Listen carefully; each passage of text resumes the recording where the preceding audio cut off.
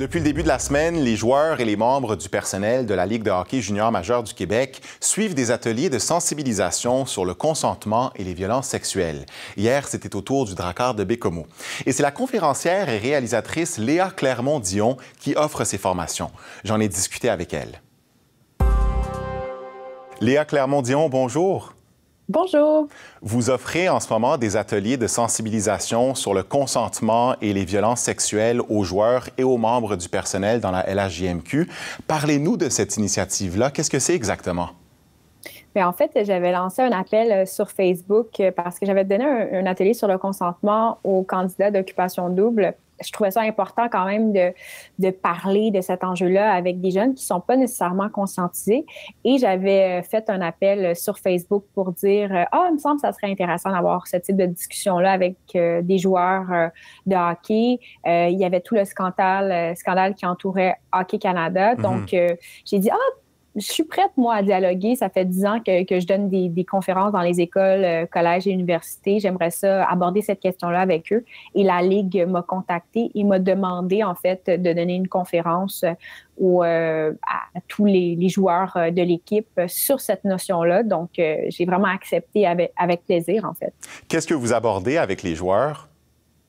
Donc, j'aborde vraiment la notion spécifique de consentement, de rappeler un peu c'est quoi la définition, qu'est-ce qui n'est pas aussi du consentement en termes de relations intimes et sexuelles. Donc, rappeler qu'une personne qui est en état d'ébriété avancée ne peut pas donner son consentement libre et éclairé. Rappeler qu'une personne qui dort ne peut pas non plus donner son consentement. Donc, quand il y a une relation sexuelle dans ce contexte-là, c'est une agression sexuelle.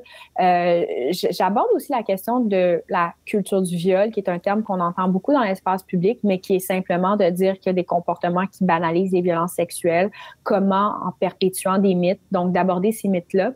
Mais j'essaie surtout aussi de susciter l'empathie chez les joueurs, donc de rappeler ce que ça peut faire à une victime d'agression sexuelle, de subir un peu ce genre de comportement-là dans la vie.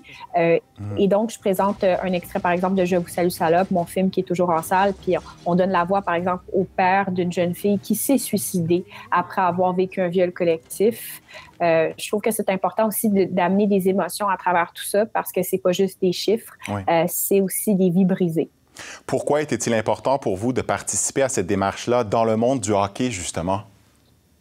Bien, le hockey, c'est notre sport national. Les joueurs de hockey sont extrêmement célébrés dans notre société. Donc, peut-être qu'ils sont parfois en vase clos. C'est des milieux aussi traditionnellement masculins. Donc, moins on a de diversité dans un milieu, moins on a la chance finalement de déconstruire les stéréotypes en s'ouvrant à l'autre. Il me semble que depuis plusieurs années, on parle de la transformation des mentalités et ça se passe aussi dans le sport. Donc, je trouve que en tant que porte-étendard d'une valeur qui est noble, en fait, qui est le sport, bien, ils ont un grand pouvoir de changement dans la société. Alors, moi, j'avais envie de discuter avec eux sans les culpabiliser nécessairement. Par exemple, avec Hockey Canada, c'est pas nécessairement la faute de tous les joueurs. Ce qui arrive, c'est aussi une institution qui a banalisé les violences sexuelles pendant trop d'années. Donc, il faut que ça change ça, puis il faut aller, je pense, à la racine. Cette initiative-là, ça fait partie du plan d'action, justement, de la LHJMQ pour prévenir les crimes à caractère sexuel. Est-ce que vous pensez qu'il y a une prise de conscience qui est en train d'avoir lieu dans le domaine? Oui, je pense que oui. J'ai eu des discussions aussi avec Chantal Maccabé, avec Geneviève Paquette de l'équipe du Canadien de Montréal. Donc, c'est une vraie transformation qui est en train d'avoir lieu par les décideurs. Plus il y aura de femmes aussi autour, je dirais, des coachs de cet environnement-là, le mieux ça va se passer. Puis oui, je sens une ouverture qu'on me dit qu'il n'y avait pas il y a 10 ans. Là, donc, c'est positif. Léa Clermont-Dion, merci beaucoup pour cette entrevue. Merci beaucoup. Ici Est du Québec.